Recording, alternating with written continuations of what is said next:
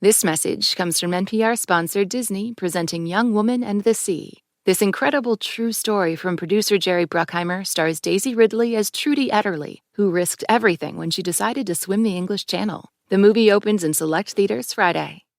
Hey, it's Rachel. Just a heads up, this episode contains a teensy bit of cursing. How has grief shaped your life? Entirely. Entirely?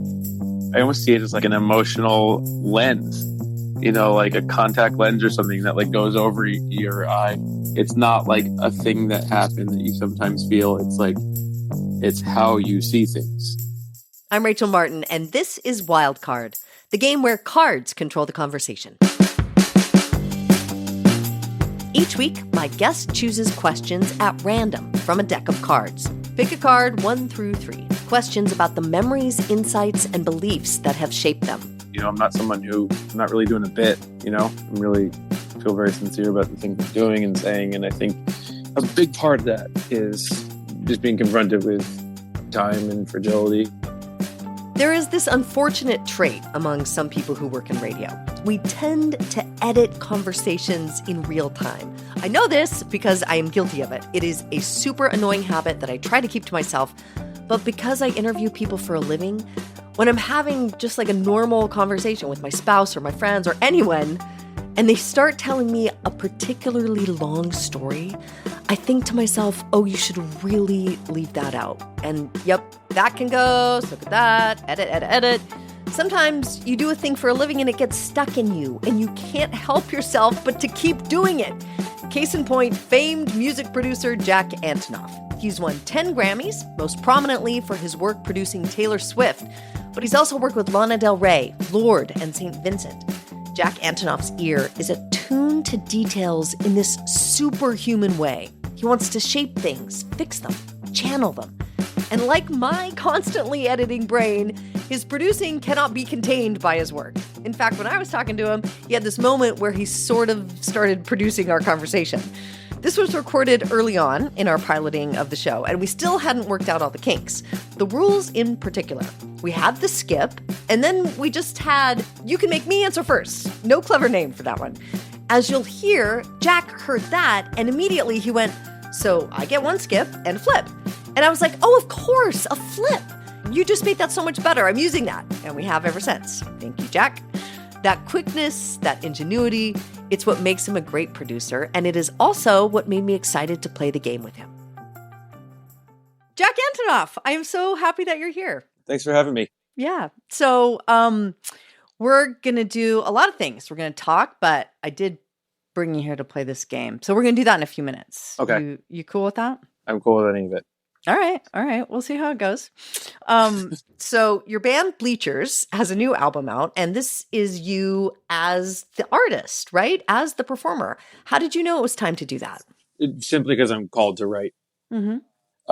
But they take me a long time to make, and songs come rarely. And when they do, it's glorious, but they're not always attached to albums. So it's like you find yourself writing, and then it's kind of like all of a sudden you're like, oh, there it is. But it's always comes from a distant place in you. Like I always say that you don't write a lot of things because they're a little boring. You write a lot of things that you're unsure of.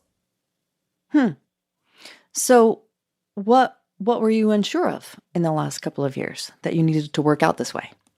Well, now I can answer it clearly. If you asked me during it, I would have talked to you for 4 hours about all the different aspects of my life.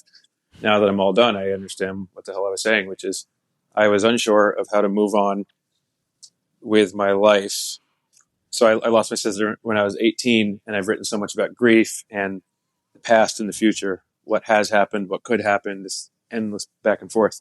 Mm-hmm. And what I realize now is that I was working really hard and having a lot of fear about how to live in any sort of present way. And does that mean I'm giving up on her memory or something?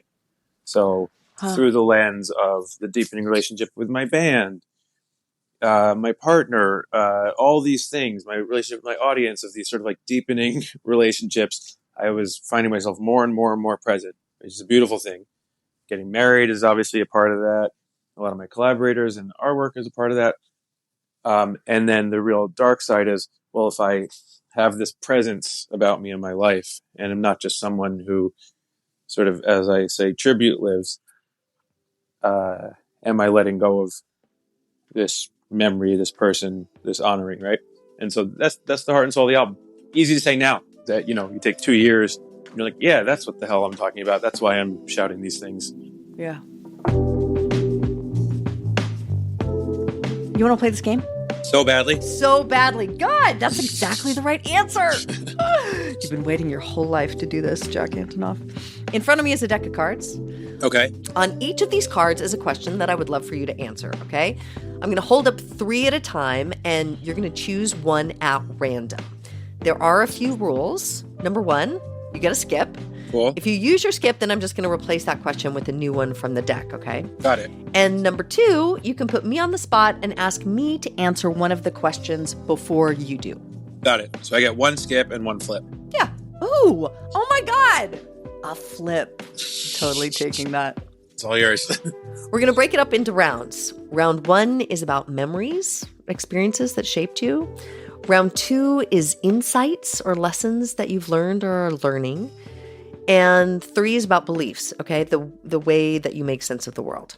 And because it's a game, there's a prize when you make it to the end. Oh, no, really? Yeah, totally. Oh, do I know or do I have to wait to find out? I'm going to tell you at the end. There has to be an incentive. That's how it works. Is it food? I'm not telling. I hope it's food. I'm not telling. Okay, you ready?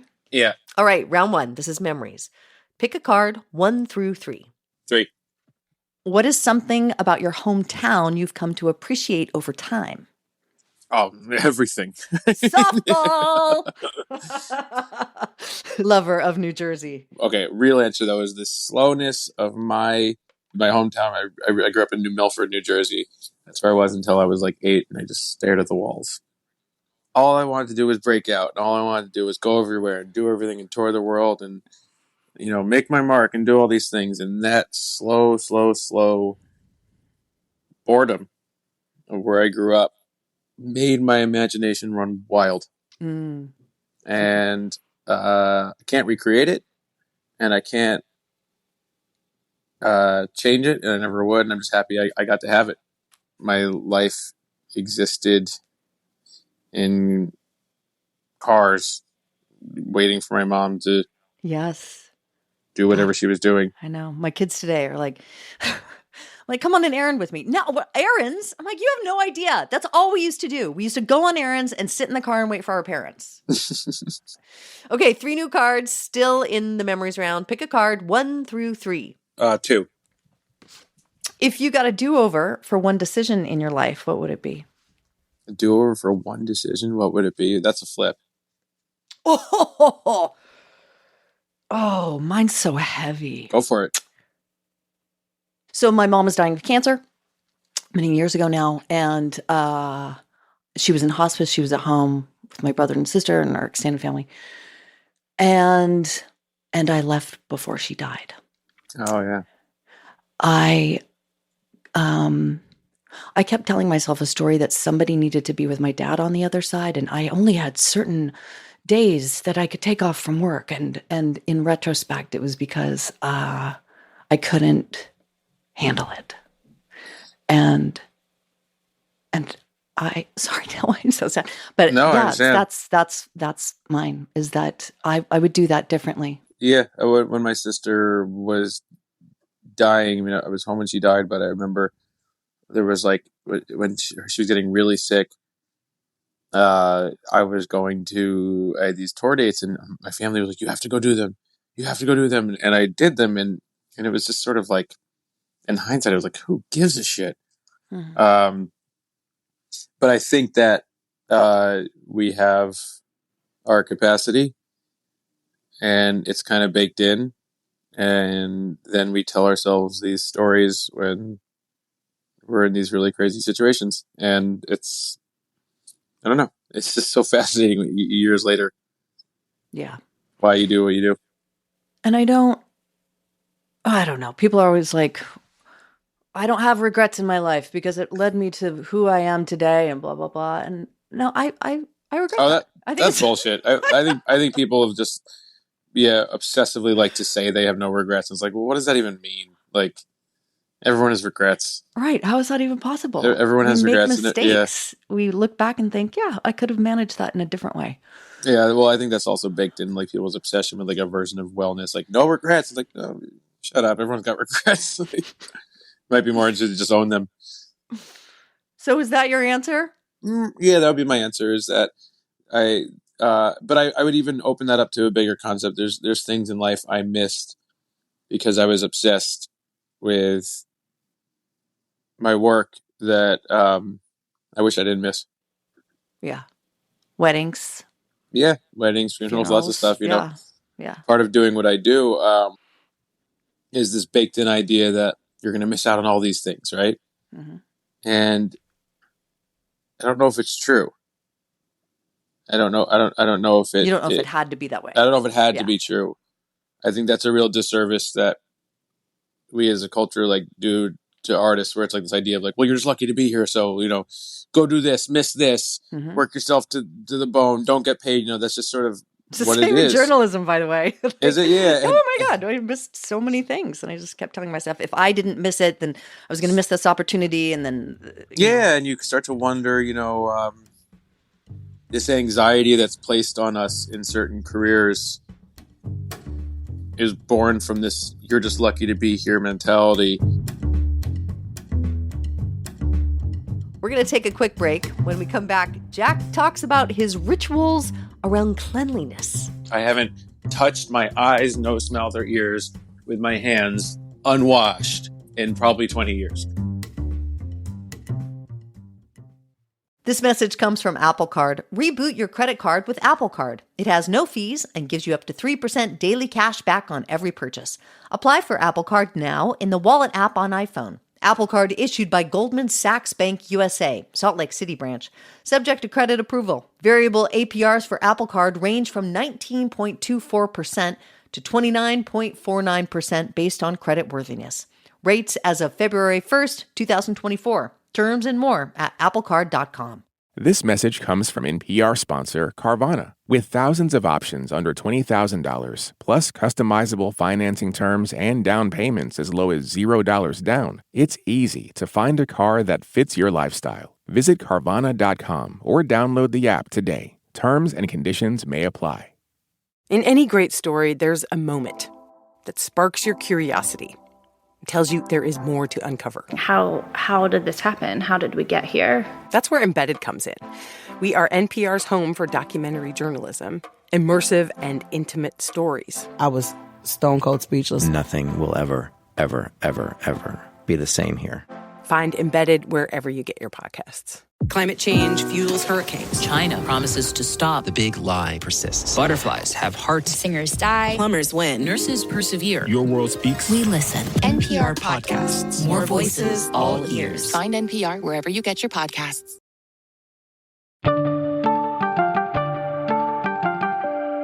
Okay, we're in round 2 now. This is insights, lessons that you've learned or stuff you're still figuring out. Pick a card 1 through 3. 2. What is proof that somebody really knows you? Proof that somebody really knows me is if they understand my rituals around feeling clean. Oh, so many follow-ups to ask here. And it's not basic. Like, it's not like he's a germaphobe. It's very specific of my definition of what is and isn't clean. Okay, tell me an example of what that looks like for you. My only concern with cleanliness is around my face. Okay. You can fucking smear anything on my body. I haven't touched my eyes, nose, mouth, or ears with my hands unwashed in probably 20 years. So it's very specific. But how is that even possible? I realized as you were talking, I was like rubbing underneath my eyes. I think I touch my face all the time. I'm very scientific. I'm not a germaphobe. That's how you get sick. That's how germs spread usually. It's obviously I go play. I'm in front of a ton of people, but I have no need to rub my eyes, my nose, my mouth, and my hands if they're not washed. So you don't pick, if you have like a zit or like a little scab on your face, you don't feel inclined to pick those things? Well, if I do, it would be like after I've washed my hands, after a shower or something like that. Okay. You look around, you're at a bus stop, a restaurant, anywhere you are, and people are just touching their nose, touching their eyes. And it's like, this is how it's all happening. And there's no upside besides, for me personally. Have you always been like that? Like as a kid? Yeah, but it's, pretty much. Okay, that was fruitful. 3 new cards. Still in insights. Pick a card 1 through 3. 3. What feels unreachable to you?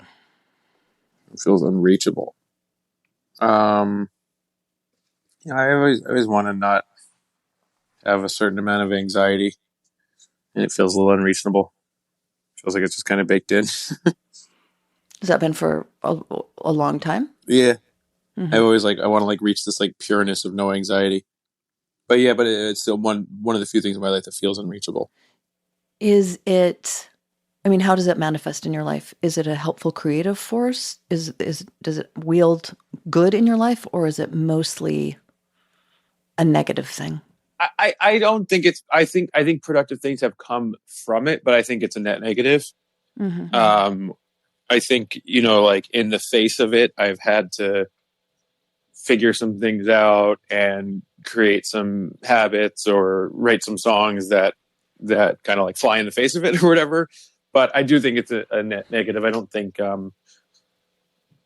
it's who I am. I think it's sort of this weird layer that is a byproduct of things I've been through. Mm-hmm. I don't like it. It doesn't feel like me. And I think that's why it's anxiety. I think it's because it's what is this? This isn't me.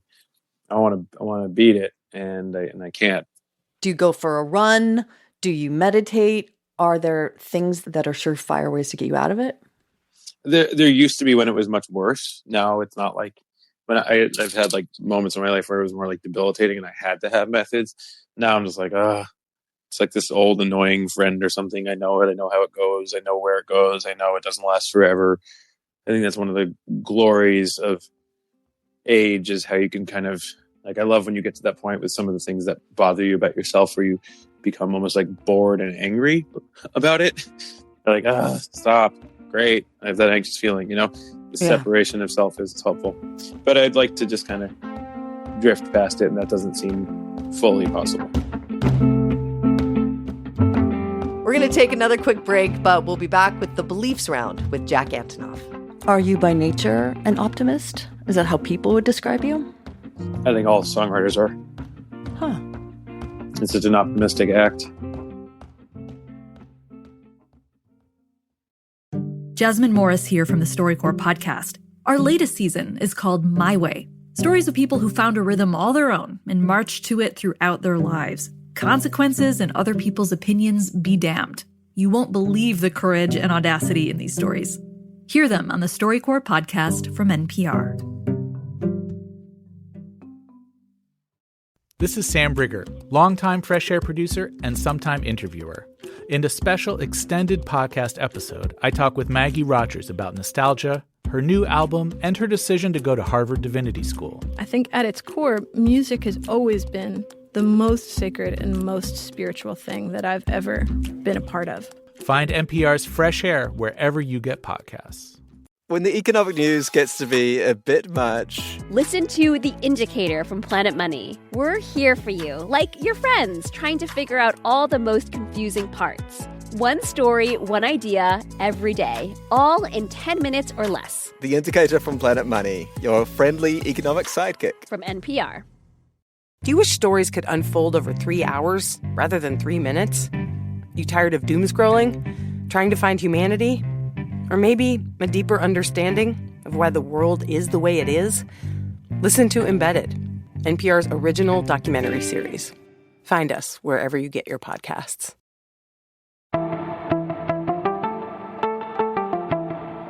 How are you feeling? You doing okay? Yeah. I'm feeling... Do you need any water? No, I'm feeling good. Okay.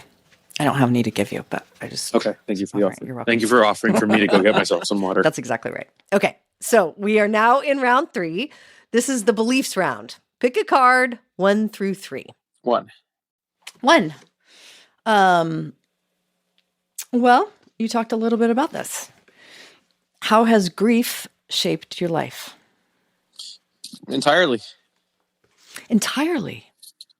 I feel like you have these things in your life, some of which are before you're born, some of which are things that happen, but they're almost like, I almost see it as like, almost like a, like an emotional lens, like a contact lens or something that like goes over your eye emotionally. And it's just sort of like, it's not like a thing that happened that you sometimes feel. It's like, it's how you see things now. Mm-hmm. So like grief is just like, and I assume it'll be the rest of my life. It's just part of how I see things. How old were you when your sister died? I was 18, but she was sick since I was 5. So it was a big part of my life.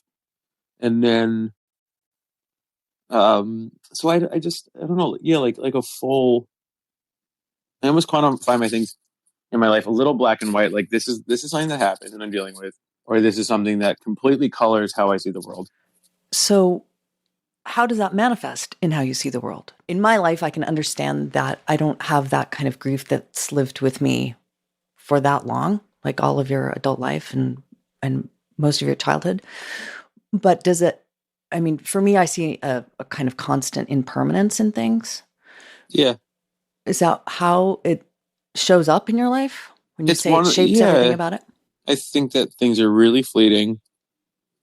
The thing about sick people who are unsure how long they'll get to live, especially kids in that position.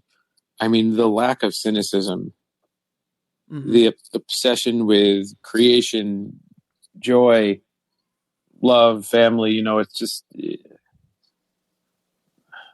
when you might not have a lot of time on earth, you don't define yourself by the things you hate, quite put very simply.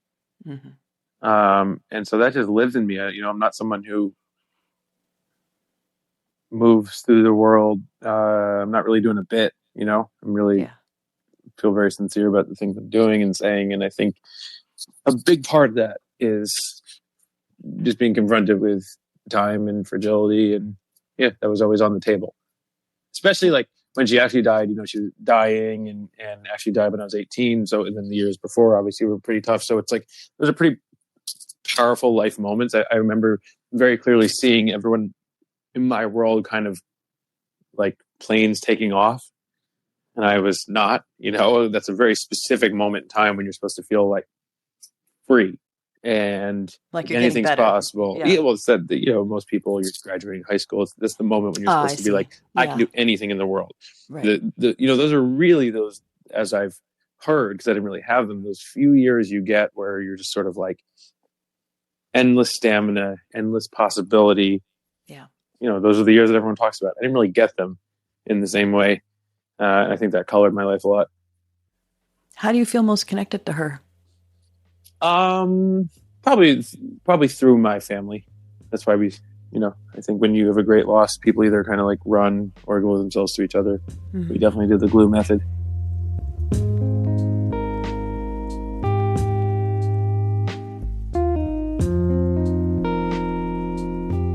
Okay, last set of cards.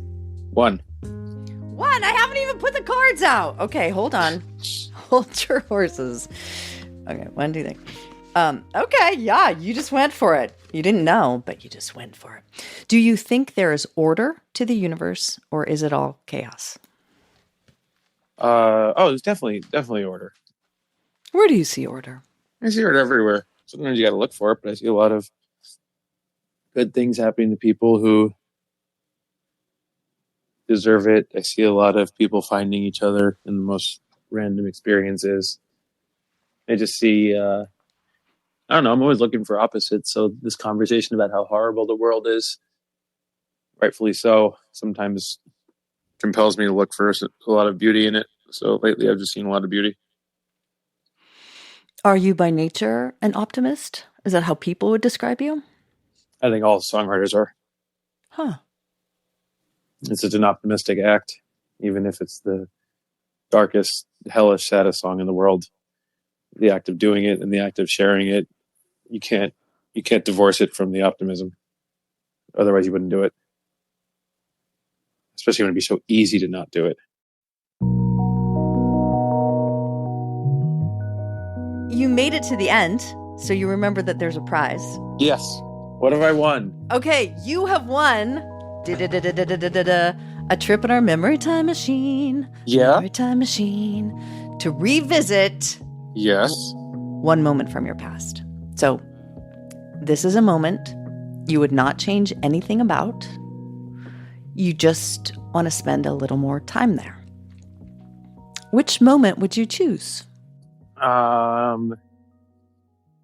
want to be the house where we grew up in New Milford. I want to be hanging out on the lawn with my family.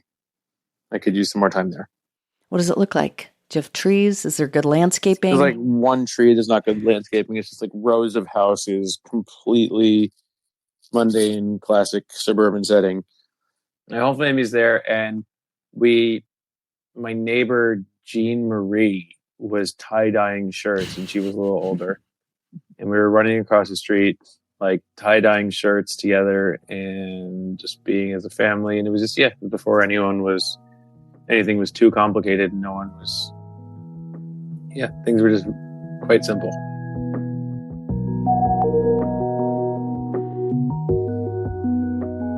Thank you for playing the game. You should try me. I really loved it. Did you? Yeah. I'm so glad. I did too. I think it's so fun. I hope you keep the flip. I like that. I like that being my contribution. It was pretty good.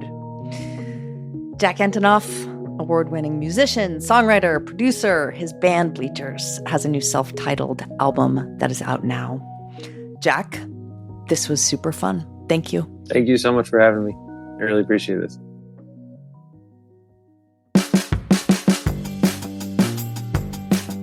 If you want to hear more with Jack Antonoff, we've got one more question with him in our bonus episode. It's available right now just for our Wildcard Plus supporters. I've learned, unless I don't mind this being like a thing, maybe don't make this joke. Did you piss someone off recently? I think I'm constantly pissing people. We've also got more with last week's guest, Poet Laureate Ada Limon, in that same Wildcard Plus episode. Ada reads a poem of hers that is engraved on a NASA spaceship, and that spaceship is heading to a moon of Jupiter in the fall, which is just totally amazing. Wildcard Plus is a new way to support our work here at NPR, and you get perks like sponsor-free listening and bonus episodes with more from our guests. Check it out by going to plus.npr.org/wildcard. Next week on Wildcard, we talk to Saturday Night Live star Bowen Yang. How do you get in your own way? I get in my own way by, over-privileging the present. That's so interesting because everyone wants to be in the present. Right, but sometimes I feel like being present is overrated. This episode was produced by Lee Hale and edited by Dave Blanchard. It was fact-checked by Katie Doggart and Will Chase and mastered by Robert Rodriguez. Wildcard's executive producer is Beth Donovan. Our theme music is by Ramteen Arablouei. You can reach out to us at wildcard@npr.org. We'll shuffle the deck and be back with more next week. See you then.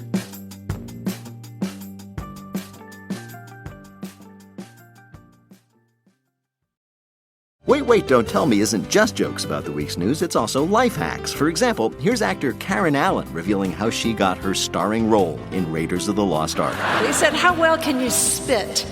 And I just found it coming out of my mouth. I said, I can hawk 'em with the best. I'm Peter Sagal. If you want to increase your self-confidence, then listen to the Wait, Don't Tell Me podcast from NPR. The economy right now is bewildering, impenetrable, inconceivable. Not when you have the Indicator podcast in your ears. In under 10 minutes every day, we simplify the complicated news, like... How does inflation drop? What the heck is a SPAC? Why are trendy little high-fiber sodas suddenly dominating store shelves? And more. Listen to the Indicator from Planet Money and NPR. Every weekday, NPR's best political reporters come to you on the NPR Politics Podcast to explain the big news coming out of Washington, the campaign trail, and beyond. We don't just want to tell you what happened, we tell you why it matters. Join the NPR Politics Podcast every single afternoon to understand the world through political eyes.